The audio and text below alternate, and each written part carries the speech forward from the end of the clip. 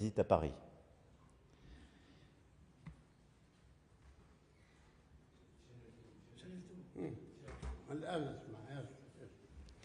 Je veux donc avant toute chose remercier Son Excellence le Président de l'État de Palestine, Mahmoud Abbas, pour sa visite à Paris.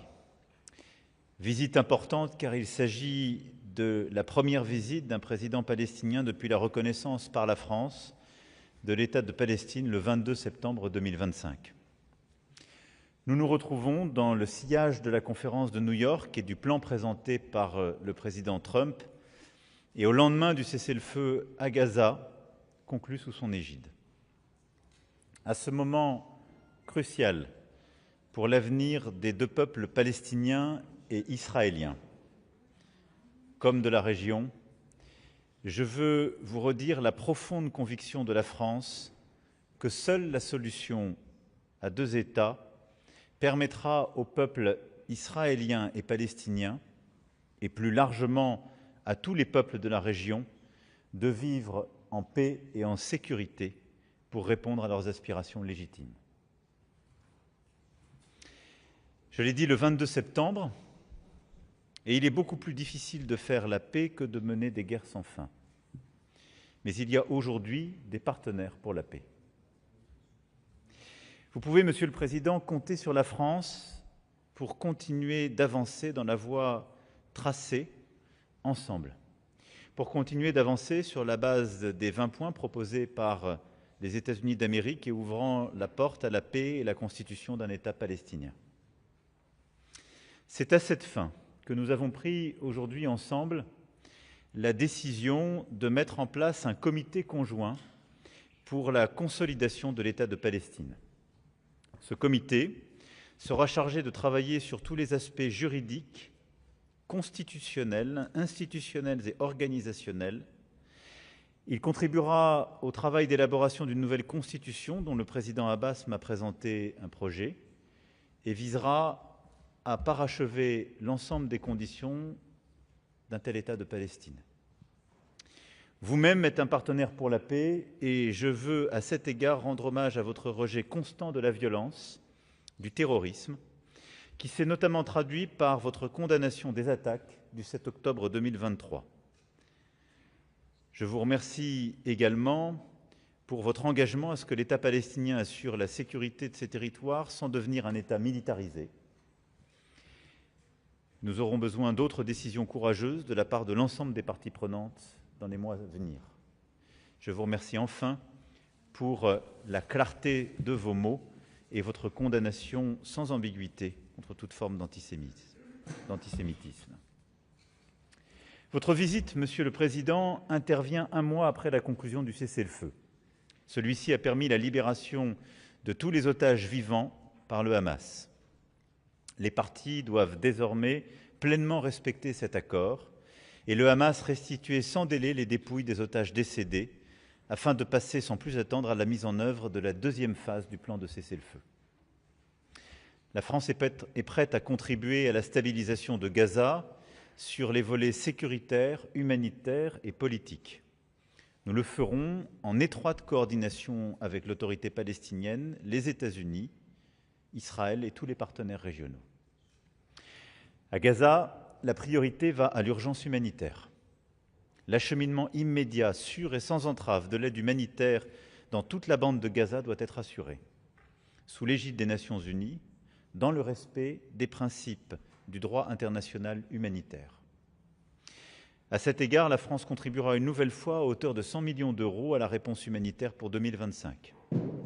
Des livraisons de fret humanitaire d'urgence seront effectuées pour livrer plusieurs centaines de tonnes de compléments alimentaires, notamment pour les enfants, ainsi que des médicaments et des équipements médicaux. Nous contribuerons au relèvement du secteur de la santé à travers un projet de l'Agence française de développement et du Comité international de la Croix-Rouge. La France jouera toute sa part à la conférence sur la reconstruction qui se tiendra au Caire. Au plan sécuritaire, la stabilisation de Gaza passe par le redéploiement des forces de sécurité et de police de l'autorité palestinienne pour assurer l'ordre et la sécurité au quotidien, en articulation avec les mécanismes en discussion aux Nations Unies. La France est prête à œuvrer au renforcement des forces palestiniennes à cette fin, à travers les missions de l'Union européenne, EUBAM Rafah et EUPOL COPS, en rehaussant la présence française de façon significative avec plus d'une centaine de gendarmes. Sur le plan de la gouvernance, la France ne veut pas voir le Hamas se réinstaller et reprendre pour l'avenir le contrôle de la bande de Gaza. Ce serait un échec collectif et c'est la raison pour laquelle il est urgent de travailler au retour rapide de l'autorité palestinienne à Gaza, à l'exclusion du Hamas de tout rôle dans la gouvernance de l'enclave et à la mise en œuvre de la démilitarisation et du démantèlement du Hamas. J'ai encouragé le président Abbas à finaliser rapidement, dans le cadre des discussions interpalestiniennes et avec nos partenaires, la formation du comité technique palestinien. Le transfert à l'autorité palestinienne doit ensuite se faire rapidement, une fois son agenda de réforme mis en œuvre. Si j'en viens aux réformes indispensables, celles-ci ont été détaillées dans la déclaration de New York et rappelées dans le plan en 20 points. Elles sont une condition sine qua non à la constitution d'un État palestinien viable, démocratique et souverain aux côtés d'Israël. À cet égard, nous avons fait le point avec le président Abbas sur la mise en œuvre des réformes de l'autorité palestinienne. La priorité va à l'organisation d'élections présidentielles et d'élections générales libres, transparentes et démocratiques dans l'ensemble des territoires palestiniens, y compris à Jérusalem-Est. Le président Abbas s'est engagé à ce qu'elles se tiennent un an après le passage à la deuxième phase du cessez-le-feu et je l'en remercie. Les acteurs n'ayant pas renoncé à la violence et n'ayant pas adhéré au principe de l'OLP ne pourront prendre part à ces élections. Le président Abbas m'a aussi confirmé l'abrogation du système de paiement aux prisonniers et le lancement d'un audit indépendant destiné à en attester. J'ai salué cette évolution essentielle à la crédibilité de l'autorité palestinienne, en soi et vis-à-vis de tous les partenaires internationaux. Le président m'a assuré qu'aucun versement ne serait plus effectué dans ce cadre et qu'un audit permettra de s'en assurer. Nous nous sommes accordés sur l'importance de la réforme des manuels scolaires qui doivent exclure tout discours de haine, conformément aux standards de l'UNESCO. Nous y travaillerons ensemble avec tous nos partenaires et également en associant étroitement l'UNESCO. Nous sommes enfin revenus sur la situation alarmante en Cisjordanie. La violence des colons et l'accélération des projets de colonisation atteignent de nouveaux records qui menacent la stabilité de la Cisjordanie et constituent des violations du droit international. Comme je l'ai dit précédemment, les projets d'annexion partielle ou totale, légale ou de facto, constituent une ligne rouge à laquelle nous réagirons fortement avec nos partenaires européens s'ils étaient mis en œuvre. Nous avons abordé enfin le risque d'insolvabilité financière de l'autorité palestinienne. J'ai rappelé le soutien constant de la France, notamment à travers notre aide budgétaire bilatérale et la coalition d'urgence pour la soutenabilité financière lancée avec l'Arabie saoudite. Israël doit de toute urgence transférer les revenus douaniers dus à la Palestine et rétablir les correspondances bancaires entre institutions israéliennes et palestiniennes. Nul ne peut comprendre une politique qui fragilise le seul partenaire à même de coopérer au plan sécuritaire et de s'ériger contre l'explosion de violence qui résulterait immanquablement de son effondrement. Alors que le 7 octobre a été suivi d'une montée sans précédent de l'antisémitisme à travers le monde, le président Abbas et moi-même en avons réaffirmé notre condamnation absolue et sans équivoque, en France et partout dans le monde. Nous avons à ce titre refusé toute instrumentalisation de la cause palestinienne qui ne saurait en aucun cas servir de prétexte à la haine universelle antisémite. Celle-ci n'a aucune excuse et aucune justification. Enfin, j'ai remercié le président Abbas pour l'arrestation de l'un des suspects de l'attentat de la rue des Rosiers. Cet acte constitue une étape importante pour rendre justice aux victimes et à leurs familles, plus de 40 ans après ce crime abject. Nos services coopèrent en vue de l'extradition de cet individu. Cette visite, aujourd'hui, consacre une nouvelle étape cruciale dans la relation entre la France et l'État de Palestine. Et elle ouvre une nouvelle phase de travail commun pour la paix, la sécurité et la dignité de tous dans la région. Nous avons aujourd'hui eu une discussion substantielle et pris ensemble des engagements importants. Je sais pouvoir compter sur le président Abbas. En tout cas, par la constitution de ce comité conjoint, la France veut prendre toute sa part, à la fois pour l'aide humanitaire, la sécurité à Gaza, pour le retour d'une gouvernance juste, et pour ce chemin des deux États qui est la condition pour que le peuple israélien et le peuple palestinien puissent vivre durablement en paix. Je vous remercie, Président.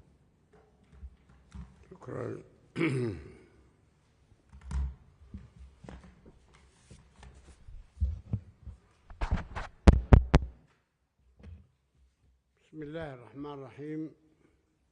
فخامة الرئيس إيمانويل ماكرون، أود في البداية أن أعبر عن بالغ تقديري وامتناني لمواقفكم الشجاعة وقرار فرنسا بالاعتراف الرسمي بدولة فلسطين.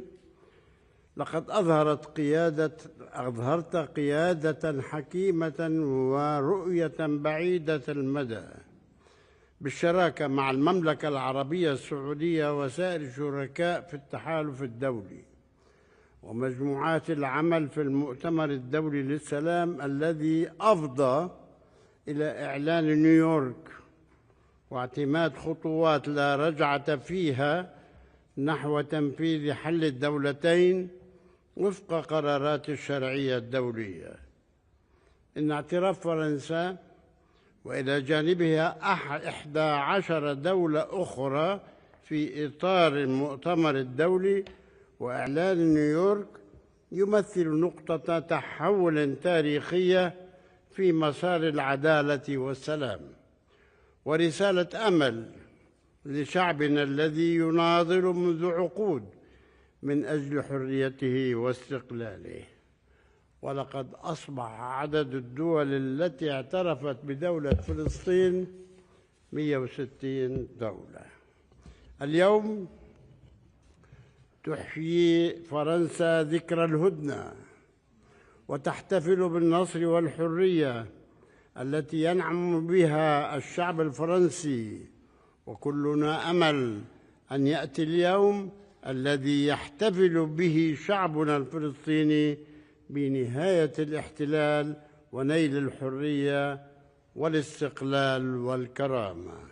فخامة الرئيس، أمام ما تمر به منطقتنا من ظروف صعبة غير مسبوقة، لابد من إنهاء الكارثة التي يتعرض لها شعبنا الفلسطيني في قطاع غزة بسبب جرائم الإبادة والتدمير والتجويع ومخاطر التهجير، وكذلك الانتهاكات الإسرائيلية في الضفة الغربية والقدس الشرقية، وممارسات حكومة الاحتلال للاضطهاد والفصل العنصري والتطهير العرقي، ومواصلة الاستيطان والضم وإرهاب المستوطنين والاعتداء على المقدسات الإسلامية والمسيحية واحتجاز الأموال الفلسطينية. إننا نثمن الجهود التي يبذلها الرئيس ترامب من أجل وقف الحرب في قطاع غزة وتحقيق السلام الدائم، كما نرحب بالجهود الحثيثة التي تبذلها كل من مصر وقطر وتركيا لتثبيت وقف إطلاق النار والإفراج عن الرهائن والأسرى وإدخال المساعدات الإنسانية والذهاب بمساعدة جميع الشركاء الدوليين للمرحلة الانتقالية التالية في مجالات الحوكمة التي تبدأ باللجنة الإدارية الفلسطينية ونشر قوات الأمن الفلسطينية بدعم من قوة الاستقرار الدولي وتسليم جميع أسلحة الفصائل المسلحة بما فيها حماس والانسحاب الإسرائيلي وإعادة الإعمار. ونؤكد في هذا الصدد على أن تكون جميع المؤسسات الفلسطينية الانتقالية في قطاع غزة مرتبطة وتابعة للسلطة الفلسطينية ومؤسساتها الحكومية المختلفة، بما في ذلك معابر دولة فلسطين، مع التأكيد على أن قطاع غزة هو جزء من الدولة الفلسطينية والسيادة عليها. فخامة الرئيس والصديق العزيز يجدد التأكيد أمامكم على التزامنا بجميع التعهدات والإصلاحات التي وردت في رسالتنا إليكم والرئاسة المشتركة للمؤتمر الدولي للسلام، بما في ذلك الذهاب للانتخابات الرئاسية والبرلمانية بعد انتهاء الحرب. وقد قاربنا على الانتهاء من صياغة دستور دولة فلسطين المؤقت وقانوني الانتخابات والأحزاب السياسية. ونؤكد في هذه القوانين وتؤكد هذه القوانين أن على المرشحين من الأفراد أو الأحزاب الالتزام بالبرنامج السياسي والالتزامات الدولية لمنظمة التحرير الفلسطينية ودولة فلسطين، وعلى أساس شرعية دولية ومبدأ الدولة الواحدة والقانون الواحد والسلاح الشرعي الواحد. كما أننا ماضون في تطوير المناهج التعليمية وفق معايير اليونسكو خلال عامين منذ البدء، وكذلك إنشاء نظام رعاية اجتماعية شاملة وموحدة بعد إلغاء العمل بقوانين الدفعات لعائلات الأسرى والشهداء والجرحى. نجدد التأكيد على رفضنا وإدانتنا لقتل وخطف المدنيين، بما في ذلك ما قامت به حماس في 7 أكتوبر. ومن ناحية أخرى نرفض معاداة السامية لأنها ضد سياستنا وقيمنا، ونتمسك بثقافة الحوار والسلام، وإننا نريد دولة ديمقراطية غير مسلحة ملتزمة بسيادة القانون والشفافية والعدالة والتعددية وتداول السلطة. ونجدد بهذه المناسبة الشكر للمملكة العربية السعودية وفرنسا وبريطانيا وجميع الشركاء على دورهم في حشد الاعترافات الدولية، وللولايات المتحدة ومصر وقطر وتركيا على وساطتهم الإنسانية والسياسية، وللجزائر والمجموعة العربية على دعمها في مجلس الأمن. إننا نؤكد استعدادنا الكامل للعمل مع الإدارة الأمريكية والرئيس ترامب ومع شركائنا الدوليين لتنفيذ